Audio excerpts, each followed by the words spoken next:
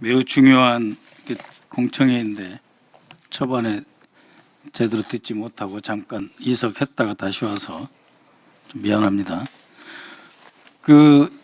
이 법의 기대 효과를 조금 이렇게 이야기를 해야 될 것 같은데요. 그러니까 98.9%가 해외 의존도인데 그 중에서 특정 국가라고 하면 크게 뭐 미국하고 중국 또는 중국하고 그 외 우리 유사 입장국 두 개로 나눠서 대별을 하면 몇 퍼센트 대 몇 퍼센트 정도 되나요?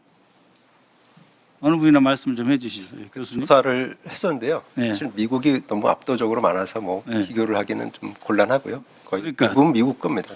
중국 거 98.9%에서 중국 거 빼면 대부분 미국 거잖아요, 그죠? 예, 중국 거는 생각보다 방산 쪽에서 많이 안 쓰시는 거, 예. 예, 거의 안 쓰신다고 보시면. 예, 그러면은 한미 간의 이런 그 방산 협력을 통해서 해결하는 게 더 현실적이다 이렇게 생각할 수가 있어요. 그러니까 모든 것을 그 자체적으로 수급하면 제일 이상적인데 지금 이 반도체 특히 국방 반도체와 뭐 이번에 전쟁에서도 봤지만은 이 기술 진보 속도가 워낙 빠르고 그것이 실제 무기로 적용하는 건 더 빠르잖아요. 그런데 우리의 자체 역량을 차분하게 잘 키워서 하는 것도 좋은데 미국하고 협력을 통해서 기술 협력이라든지 뭐 아니면 지분 출자라든지 통해서 이것을 좀 더 빨리 이 캐치업이라고 그러잖아요. 따라잡기의 전략은 채택할 필요가 없나요? 아니면 그걸 지금 하고 계신가요? 하나 시스템이나 LIG에서? 아니 그러니까 이 법을 통과해서 구체적 목적이 있어야 될 거 아니에요.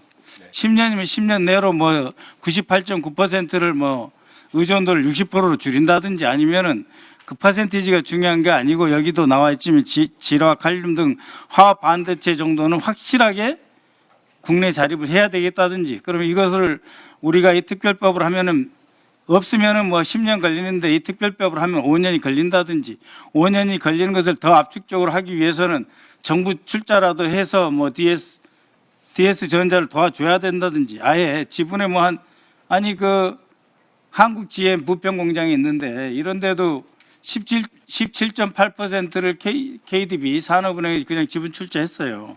물론 이제 이게 잘 되면은 이제 돌려받는 조건부 출자인데요. 그렇게 해가지고 그냥 건 바이 건으로 이렇게 지원하는 것도 있지만은 아예 지분 출자를 한다든지 해서 어떤 그 실질적인 계획 하에서 이게 진행되느냐 이런 거죠. 그러니까 바텀업으로 그냥 국방 반도체 사업을 하는 몇 군데 핵심적인 기업이 있으니까 그 기업이 사업을 잘하도록 도와주자 이게 아니고, 네? 그게 아니고 앞으로 이 국방 산업 특히 반도체가 연결된 첨단 무기 개발 분야에서 이 국방 반도체가 얼만큼 중요하니까 적어도 몇 년도까지 어느 분야 지락 칼륨이 됐든 뭐가 됐든 어느 분야까지는 확실하게 따라 붙어야 되겠다. 나머지는 한미 간 협력을 통해서 하겠다든지 아예 이거는 그냥 외주 주고 사와서 우리가 하자든지 중국이 아니면 되니까 그런 여러 가지 사업성을 평가를 하고 분야별로 그러고 나서 이 법에 따라서 도움을 받으면은 몇 퍼센트 자립도가 되고 어느 분야 핵심적으로 5년이면 5년, 3년, 3년이 가능하다.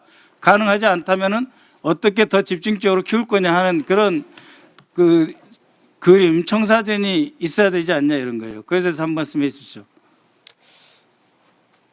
청에서 뭐 조금 말씀을 드리면은 사실 이제 RF 반도체 같은 경우는 지금 여기 다 나와 계시지만은 상당히 팹도 그렇고 저희가 할 만합니다. 그리고 이제 실제로 미국이 이렇게 우호적이지만은 않습니다. 가격도 마음대로 조절하고요. 물량도 제어를 합니다. 그래서 우호적 그러니까 협력이나 그런 걸 맺는 건 굉장히 좋은 일이지만 그걸 믿고 있을 수는 없다. 그래서 RF 같은 경우는 저희가 국산을 최대한 해서 그리고 얻을 게 많습니다. RF 그쪽은 이제 중요하거든요.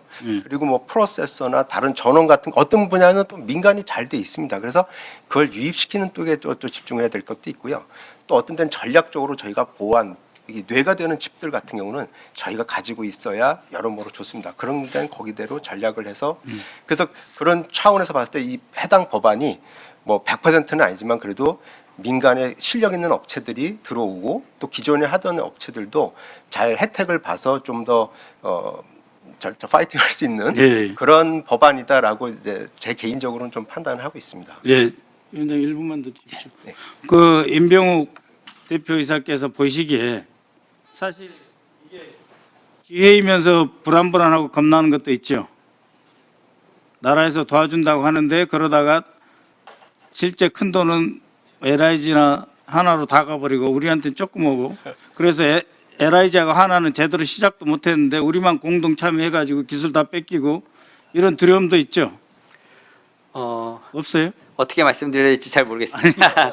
예, 우선은 아니 제가 항상 예, 제가 속에 또 챌린지 도전도 네. 있잖아요. 솔직히 제가 연구소도 다녀보고 대기업도 다녀보고 중소기업 창업도 했습니다. 그렇기 때문에 세 곳에 다 이제 어떤 상황들을 좀 어느 정도 안다고 생각을 하고 있습니다. 그런데 지금 이 법안이 잘 적용이 되고 어떤 생태계가 잘 활성화만 된다면은 저희는 그런 걱정보다는 어떤 빠르게 국방반도체를 국산화하는데 초점을 갖고 잘 진행될 거라고 생각을 하고 있습니다. 예, 9초밖에 안 남았으니까 방사청에서도 이 법안이 되면은 좀 제대로 관리할 자신 있어요. 그러니까 뭐 체계 되게 대충 하고 본부로 그렇게 하지 말고 아예 그냥 특별법까지 돼 있으니까 어떻게 확실하게 좀 제대로 이끌어가지고 뭐 3년이면 3년, 5년이면 5년 내에 어떤 기술 장벽을 넘고, 네?